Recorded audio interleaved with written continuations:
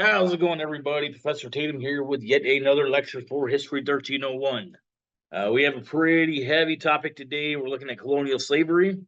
I understand this is a sensitive topic, but it is a very necessary one. Okay, it is very much a part of our human past here, right? And I want to assure everybody here that I have no agenda with this lecture other than to inform you of this very important piece of our human past that has legacies that go well beyond what we're looking at here.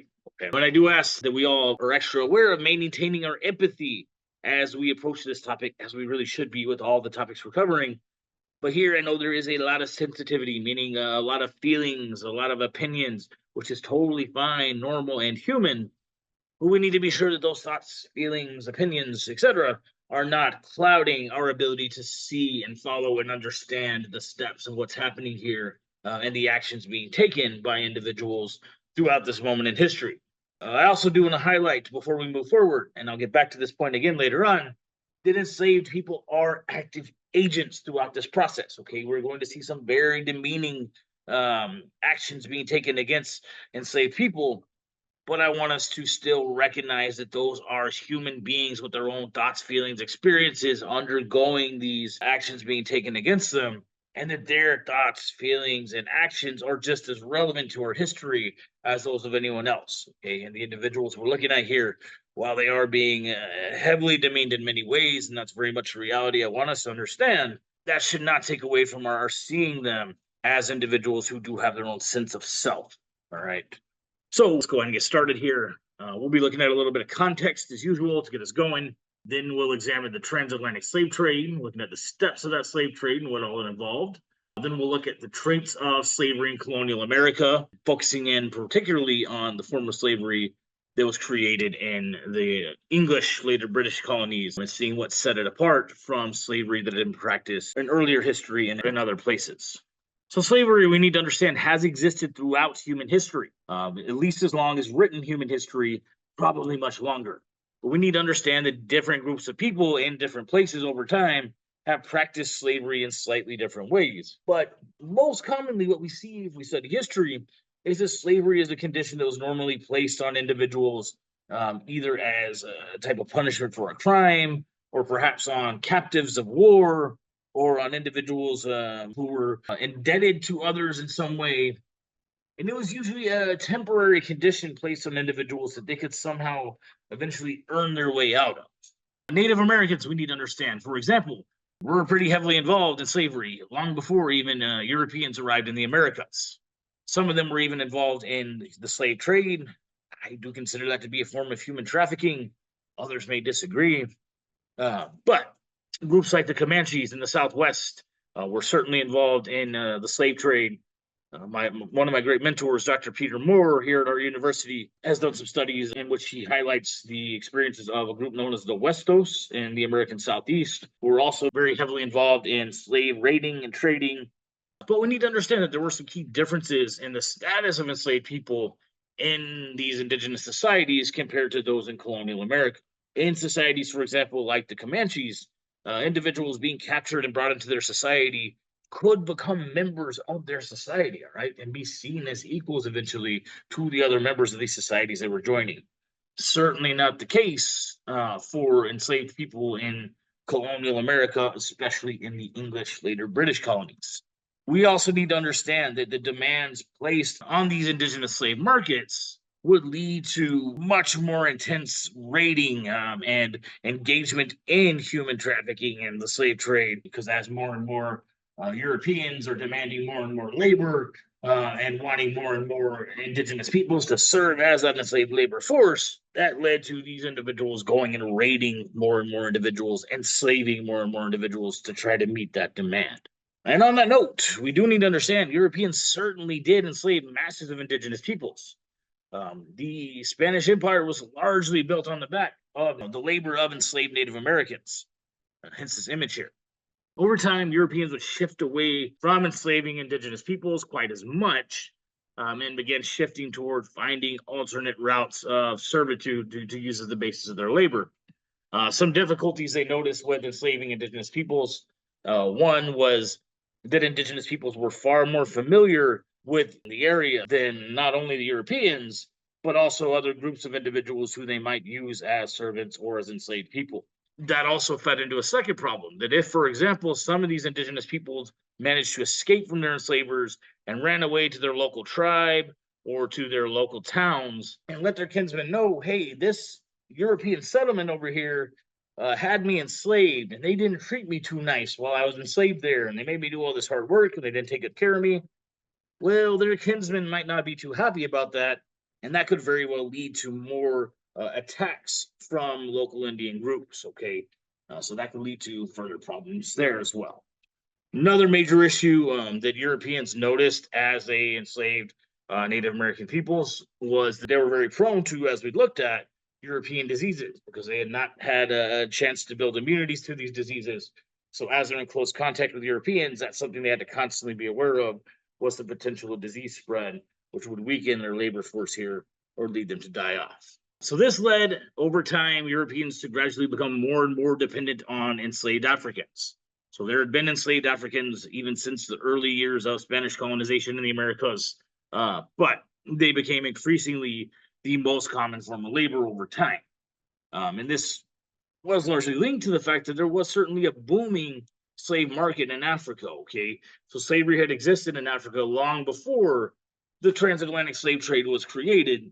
But we need to understand that once again, in Africa, traditionally enslaved people had been people like prisoners or war captives or people who were seen as indebted to another group. And the slavery practice here was not normally hereditary or permanent the way that it would be in the type of slavery that we'll see developed in colonial America. And also, just like with the Indian slave markets, these African slave markets here would have higher demands placed on them by Europeans. So this would lead to a growth in their slave markets, okay? And individuals would start going out and raiding communities just to capture and enslave people so that they can meet the demands of the European markets. So all this leads to a great question I want us to consider before we move any further, which is, why did Europeans need enslaved labor in colonial America, right? This question could also feed into later history and ask, why did people in the United States need slavery, right? And I've asked students these types of questions before, and I'll get responses like, well, they need to make sure that their colonists are not getting too involved in certain levels of manual labor that'll distract them from doing other things that need to be done, or, oh, it's just kind of more economically feasible, blah, blah, blah, blah, blah. These are all what I would consider to be more justifications that Europeans used to do what they were doing here, but that does not equate at all to a necessity, okay? And I want us to understand that the clear answer here to this question is that they did not need enslaved labor, okay? No human being ever needs to enslave another human being. No group of human beings ever needs to enslave another group of human beings. Now, that's not to say there were not societies created in certain parts of colonial America that became so heavily dependent on the system they created that was based around enslaved labor that they came to very clearly justify arguments for why they quote unquote needed it. But whether there's actual necessity for society to function based on enslaving others, absolutely not. Okay. So be sure that we're clear that nobody needs slavery. This is just something humans chose to do to one another and have justified over time. So this transatlantic slave trade that developed, meaning the slave trade between various continents, various parts of the world across the Atlantic Ocean.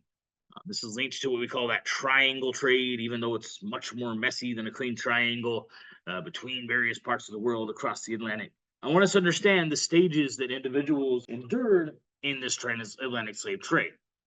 First, individuals would be captured from their local communities and deported off to the coast.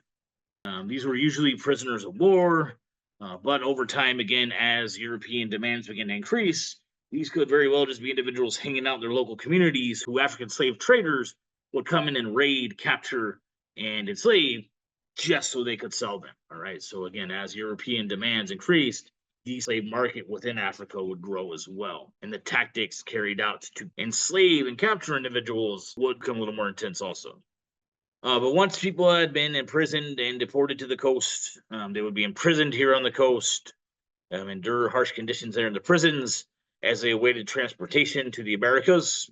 Then they would be taken on the Middle Passage. Okay, so the Middle Passage refers to the actual transportation across the Americas. Okay, so this is the middle phase of that quote unquote triangle trade where they're being carried across the Atlantic Ocean.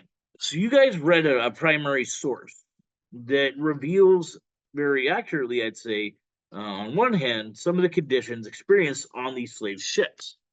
But that primary source, I think we need to talk a little about. It provides a great example of how we need to constantly approach primary sources with a very critical eye and with a healthy sense of skepticism.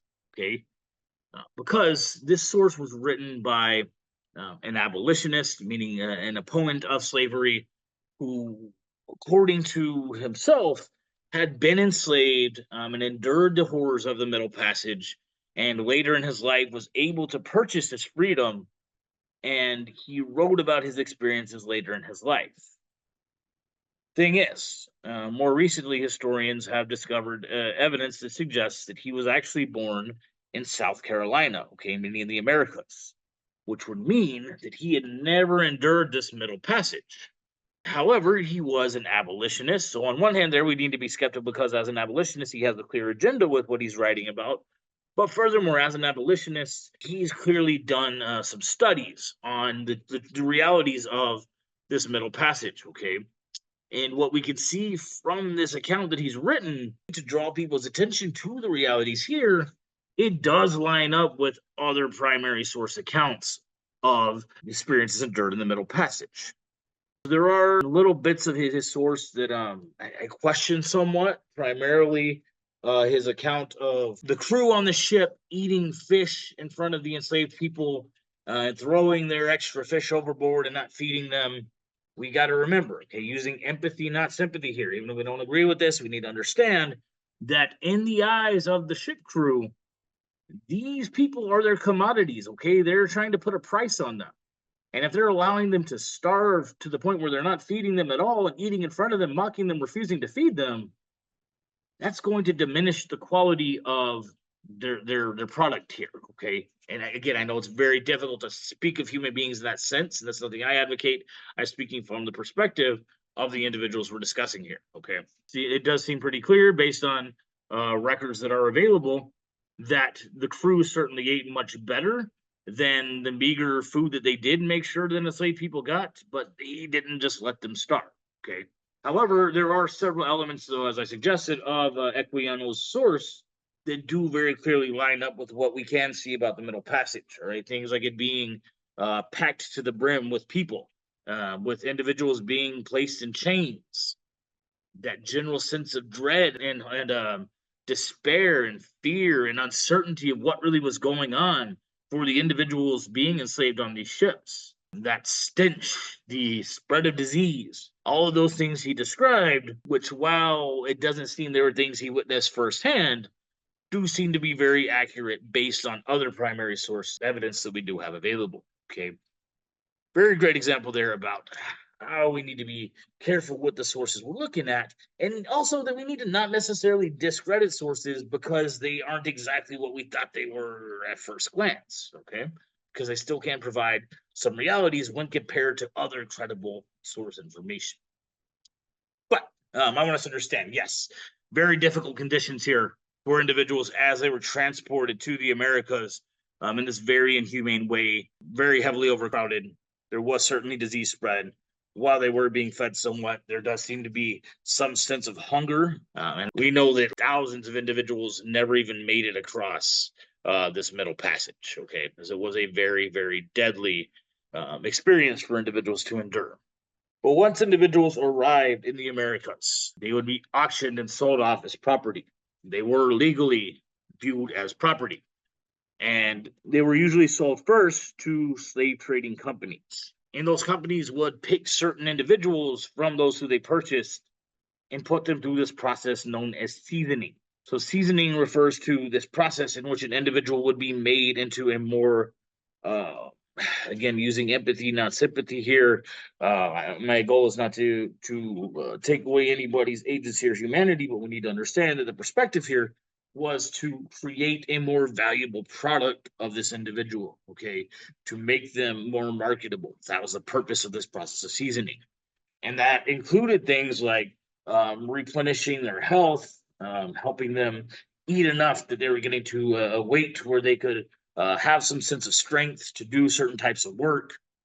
This also could include things like educating individuals in basic European customs and languages. This could also, though, include taking individuals who were showing any form of resistance and kind of beating them into compliance, letting them realize that they were expected to be subservient to their enslavers now that they were in the Americas. And we can very clearly see that this was very economically motivated. There were advertisements for individuals who had been seasoned. They're advertising here. Here's a well-bred young man, good cook. They're selling him along with his wife. You can see here they're advertising this individual as if he is a piece of property, because that is how they were viewed throughout this process. Then these individuals would endure the final sale. Now, that term there, final sale, may be a bit misleading, because there were in several cases individuals who would continue to be sold among individuals or among plantations throughout their lives. But this simply refers to when an individual was sold to an individual or plantation where they would actually be put to work. Throughout this process, individuals were very clearly explained to that their purpose now was to be in subservience to their enslavers. And we know that in some cases, to mark these individuals who enslavers viewed as their property, they would sometimes brand them the way that they would brand cattle, meaning they would heat up an iron and use it to scar their flesh for life with a brand that marked their plantation or their family farm or whatever it was. So that's a pretty good overview of the transatlantic slave trade. Let's now examine some traits of slavery in colonial America. We need to understand that all of the major colonizing empires in North America, whether it was the Spanish, the British, the French, or the Dutch, even the Portuguese, were all involved with enslaving African people. Now, some of them clearly had more enslaved people in their American empires than others, but all of them were involved to some extent. We can see here, though, again, evidence of the devastating conditions of that Middle Passage by seeing that 14% of the individuals who were carried across that Middle Passage never even made it to the Americas because they died at sea. We need to keep in mind that that all of those empires we just looked at did have some influence in the Caribbean. Again, some more than others, but in the Caribbean, there were these sugar plantations and molasses and some fruit, some very, very valuable cash crops that all the European nations were invested in. And they would use enslaved labor to get those cash crops. So the Caribbean, we need to understand, was the most concentrated region for enslaved people, meaning there was the most enslaved people per capita in this region than anywhere else in the American colonies. And this is where some of the most intense labor took place. Okay, this is a very hot tropical area, people doing very hard work day in, day out. And here more than ever, there's humanity. The humanity of the enslaved individuals is not seeming to be very much considered. Okay, so we need to remember that enslaved people are considered property in the eyes of the colonizers. Okay, and in other parts of North America, people have made some kind of investment to have that enslaved person under them, and they want to do what they can to care for their enslaved laborers so that they're not losing their investment. Again, I know that sounds very dehumanizing. That's just using empathy here, regardless of where my sympathy lies. Here in the Caribbean, by contrast, there are big companies here, big plantations, a lot more funding going into producing these cash crops here. They can afford to lose some laborers here and there. All right, they're more concerned with getting as much of that cash crop harvested, picked, and produced as quickly as possible than they are with preserving the individuals who are doing the work here. Okay, so they're willing to work people in some cases literally to death or until they're no longer able to endure the work that they need to do in order to produce the cash crops. Then they'll just replace them with another batch of enslaved people. So conditions here in the Caribbean were clearly very, very harsh, and this was kind of the most dreadful place to be an enslaved person. I do want to highlight there was quite a bit of indigenous enslavement here in the Caribbean as well. But again, the primary source of labor, especially by the time England was getting involved in colonial ventures here, would be coming from Africa for the reasons we discussed before. All right, so now let's examine slavery in the 13 colonies. It had existed throughout all of the 13 colonies, but some were much more dependent on slavery than others. Okay, so these northern colonies, for example, certainly had slaveries, meaning they were societies that had slaves. They're societies with slaves, we could say. Whereas some of the southern colonies, places like Virginia and the Carolinas, would kind of be centered around that dependence on enslaved labor, and upon the class division that surrounded it, that they could be considered more slave societies, meaning that is the basis of their society. All right. So whether or not, though, we're looking at one of these colonies as a slave society or simply a society with slaves, it was prevalent throughout all of the 13 colonies here. Now, the type of slavery that we're going to develop here, the kind of legal basis of this slavery and what it looked like and what it meant, would be developed and would evolve over time, as there was no real model for doing this over in England.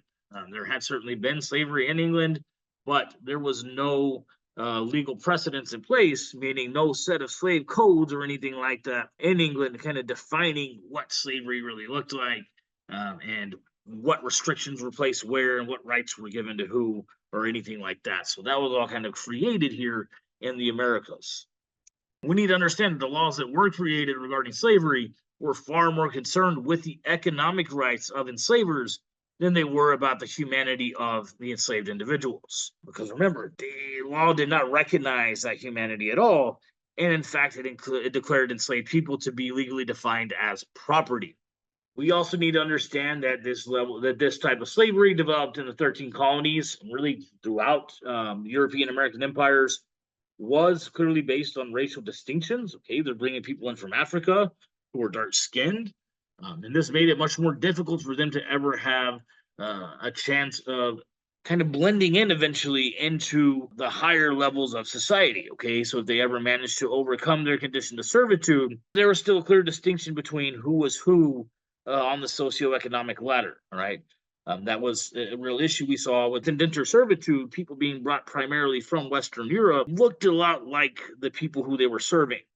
So the servants and those who they served were not always as clearly distinct as we see here with the type of slavery that was developed in colonial America. Okay. Furthermore, when those servants would complete their term of servitude, they would, as we saw, have the idea that they would forge a place in mainstream society. And they wanted to ensure here that there was a clear divide between enslaved and enslaver to kind of resolve that issue that they recognized from incidents like Bacon's Rebellion. We also need to understand that another key element of the slavery developed in the 13 colonies that made it distinct to slavery practice in other periods of time and in other places is that they created a permanent and hereditary form of slavery. All right. Examples we can see of this are the hereditary slave law, created in Virginia. This, by the way, is a term that I forgot to add to your quiz terms, so you got lucky on this one, but it probably will show up on your exam review. But this law stated that any children of enslaved women would be born into slavery. Okay. Any children of enslaved women would be born into slavery. So, in other words, the status of a person's mother would determine whether or not they were enslaved. Okay. Now, why would women be placed in this condition? Well, let's think about it. Who gives birth? Is it men or women? Women, right? And so this kind of creates a system where if colonizers want to grow or perpetuate their labor force, all they need to do is ensure that some enslaved women have children. There are all kinds of ways of doing that firsthand account of formerly enslaved women demonstrate were very much an unfortunate reality of colonial America. But this was also made permanent through what was known as the Law of Descent in Virginia. So this was a law that stated that all property owned by a man in Virginia would be inherited by his oldest living son when he died. Okay, so that means that just because an enslaver dies doesn't mean that any enslaved people he had under him are now free. okay? Because his son is now just going to inherit those enslaved people. Because remember, in the eyes of the law, they're considered property in the same way that anything like land or livestock is. So this means that they will continue to be enslaved from generation to generation. Okay. So we see here that this led to a permanent system of slavery in colonial America, right? And I want us to understand also these laws here, while they were developed clearly in Virginia, were just the basis of very similar types of laws that were developed throughout the 13 colonies, right? Creating this permanent and hereditary type of racially distinct slavery that was unique to the 13 colonies, right? It's these things here that make it kind of different and distinct than slavery practice throughout history up to this point. Okay, so we've covered some very heavy topics there. Saw all kinds of efforts at dehumanizing the individuals involved for the economic gain of people on the other side of this. But I do want to remind us that, again, these people being enslaved, while they are suffering some very, very, very real harsh conditions here, are still historical actors, okay? And they still have a sense of self, a sense of agency. We'll see some examples of that as we move forward, of enslaved people working together as communities or taking on their sense of self, and in some cases, even exercising various forms of power.